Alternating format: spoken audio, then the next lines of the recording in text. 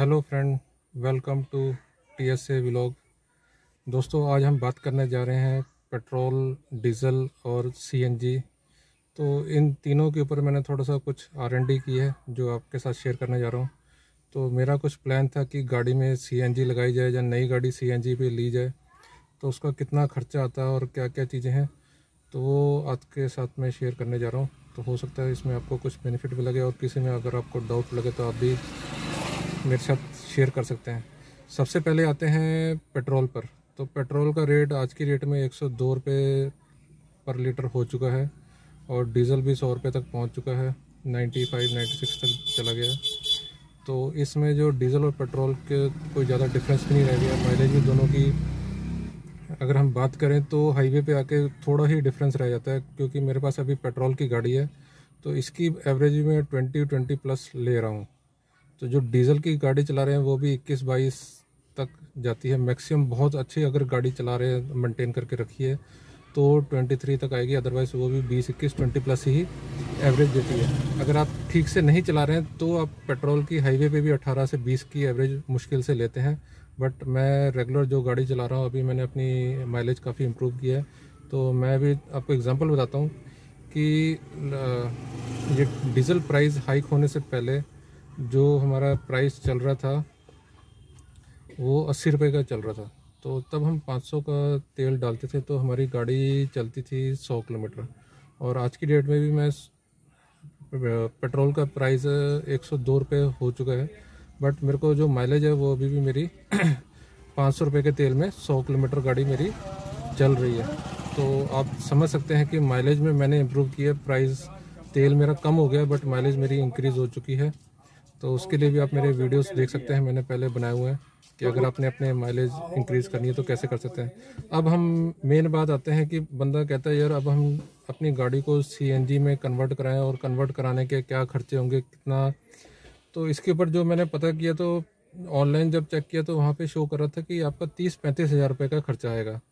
तो मैंने सोचा चलो ठीक है, 30-35 हज़ार तो बंदा खर्च कर सकता है। और जब मैंने रियलिटी में इनके डीलर्स के साथ जिनसे बात की तो पता चला कि ये 50 हज़ार का खर्चा है, 45 से 50 हज़ार का खर्चा है। अगर अच्छी किट लगानी है तो 50 की है, सस्ती लगानी 40 की है। बट जैसी आपकी गाड़ी है, हुंडई है, तो इसमें 50 हज़ार की ही किट लगेगी। और इसको किट को लगाने में कम से कम 5 से 6 घंटे का टाइम डीलर जो है, ऑथराइज डीलर है, उन्होंने बोला हुआ है। तो अब इसके साथ क्या प्लस पॉइंट है, क्या माइनस पॉइंट है, तो अगर हम देखें तो जो इस समय गैस CNG गैस का जो रेट है वो 60 रुपये के करीब पहुंच चुका है। तो मैं इसकी थोड़ी पुरानी हिस्ट्री में भी गया तो ये भी कुछ बहुत कम टाइम के अंदर जो 30 रुपये पर केजी गैस थी वो 60 रुपये पे आ चुकी है। जैसे हमारा डीजल पेट्रोल 50 से 100 पे आ चुका है। तो अगर ये अभी 60 रुपये तक आ चुकी है और उसके बाद जो इसकी माइलेज हमें मिलेगी वो 25 किलोमीटर की पड़ेगी। और दूसरी सबसे बड़ी सिरदर्दी की बात यह है कि आपके शहर में आपको CNG के स्टेशन नहीं मिलेंगे, बहुत ही कम है। अब जैसे अगर मैं यहाँ पे CNG किट लगाना चाहता हूँ तो मेरे जो रास्ता है उस रास्ते में कहीं पे भी CNG का कोई पेट्रोल पंप नहीं है। मेरे घर से 20 किलोमीटर पीछे एक CNG का पंप है। तो अब मतलब समझ लीजिए कि अगर मैंने जितनी बार भी जाना तो 20 किलोमीटर जाने के और 20 आने के, तो एक तो टाइम वेस्ट है, मनी वेस्ट है और माइलेज सब कुछ। अब इतना पैसा लगा के तो वो तो या तो आपको अवेलेबल हो इजीली तो आपको लगाने का फ़ायदा है। अगर आपके रास्ते में CNG, और दूसरी सबसे बड़ी बात है CNG को फिल करने में भी बहुत टाइम लगाता है। आप लेके चलो 1-1 घंटा, क्योंकि जितने कम स्टेशन है और गाड़ियाँ जितनी प्राइवेट व्हीकल्स हैं वो सिर्फ CNG पे, और धीरे धीरे जो कमर्शियल व्हीकल है वो भी CNG में आ रही हैं।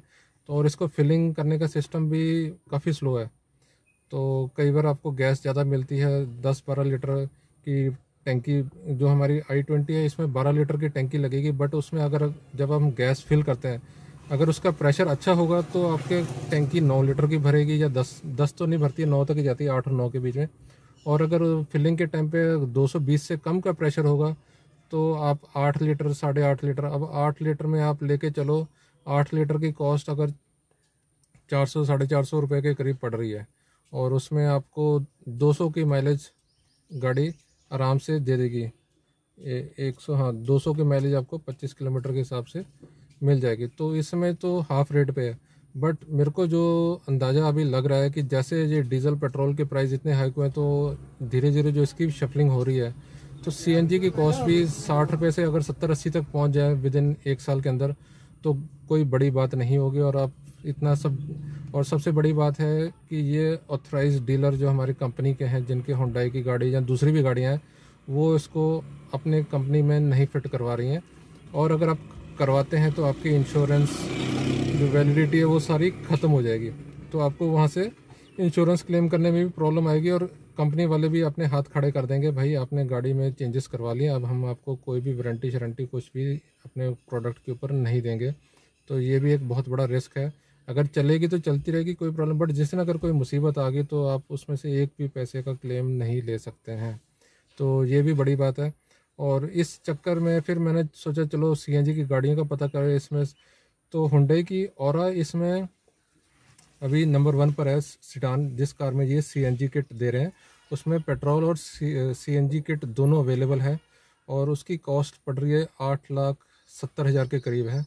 बट उसमें मारामारी ये है कि वो लोग टच स्क्रीन नहीं दे रहे हैं। कई फीचर्स जो गाड़ी में अपग्रेड करते हैं, जी हमारा ये एक मिनिमम बेस मॉडल है, इसी में आपको सीएनजी किट मिलेगी।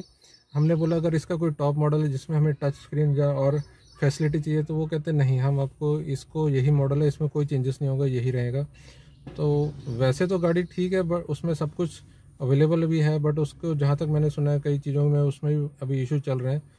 तो 9 लाख रुपए की गाड़ी लेके और 1 साल के अंदर आपको पता चले कि सीएनजी का रेट भी 70-80 रुपये पहुँच गया है, तो वो फिर आपको, एक तो आप एडजस्टमेंट कर रहे हो अपनी डिक्की की स्पेस, टैंकी को दे रहे हो, और उसकी अलग से जो मेंटेनेंस कॉस्ट है।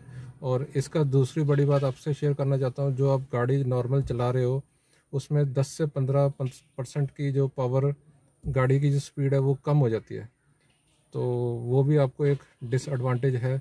और इसका जो मेंटेनेंस है वो भी आपको, जो आप नॉर्मल 10,000 किलोमीटर पे गाड़ी चला के गाड़ी की सर्विसिंग कराते हैं तो इसमें आपकी वेयर एंड टेयर ज़्यादा होती है, तो वो आपको 7-8 हज़ार किलोमीटर के बाद हर टाइम, क्योंकि इसने इंजन की खपत बहुत होती है ऑयल की, तो आपको जो ऑयल चेंज करने का चांस है वो भी आपको 10,000 से पहले ही करना पड़ेगा। तो कुल मिला के देखा जाए तो सीएनजी वैसे तो फ़ायदे वाली बात थी अगर ये 30-40-50 रुपये के अंदर रहता है, बट जब इसका प्राइस पता किया तो ये धीरे धीरे बहुत हाई स्पीड से इंक्रीज़ हो रहा है, उसमें भी 1-1 रुपये की बढ़ोतरी हो रही है। यहाँ तो 10-20 पैसे की बढ़ोतरी होती है सीएनजी में, 1-1 रुपये की। तो उसके हिसाब से अगर ये 60 रुपये है तो कुछ टाइम में अगर वो 150 पहुँचता तो ये भी 70-80 रुपये सीएनजी अगर आपके पहुँच जाएगी तो कोई बड़ी बात नहीं, क्योंकि इसने भी उसके साथ कम्पीट करना है मार्केट में, क्योंकि इसकी भी डिमांड बढ़ेगी तो इसका भी उन्होंने। तो कुल मिला के अब हम सीएनजी पे भी जाना चाहें, हाँ जिन्होंने गाड़ी बिल्कुल नहीं खरीदी है वो वैगनर भी ले सकते हैं, 6 लाख की गाड़ी आती है। बट आप कौन सी गाड़ी में कौन सा ये सामान यूज़ करना चाहते हैं, ये सबकी अपनी अलग अलग पसंद है। तो इसलिए अभी इतना, हाँ इलेक्ट्रिक व्हीकल्स आ रही हैं बट उनका कॉस्ट बहुत ही ज़्यादा है। जैसे टाटा वालों ने निकाली है, 15 लाख की गाड़ी है जी, वो कहते हैं कि आप इसको 10 घंटे चार्ज करो, 200 किलोमीटर चलेगी, और उसकी जो कन्वर्शन है वो भी आपकी पर यूनिट के हिसाब से आती है 200 रुपये। अगर पूरी रात आप रिचार्ज करते हो तो 200-300 रुपये का खर्चा आएगा, और उसके बाद वो दिन में 200 किलोमीटर चलेगी। बट उसके बाद मारी आप कहीं गए और लॉन्ग टर्म जाना पड़ेगा, या कहीं यूज़ हो गया और रास्ते में कहीं आपको कोई बिजली घर से देगा नहीं चार्ज करने के लिए, तो उसके अंदर अल्टरनेटिव फ्यूल का ऑप्शन नहीं है।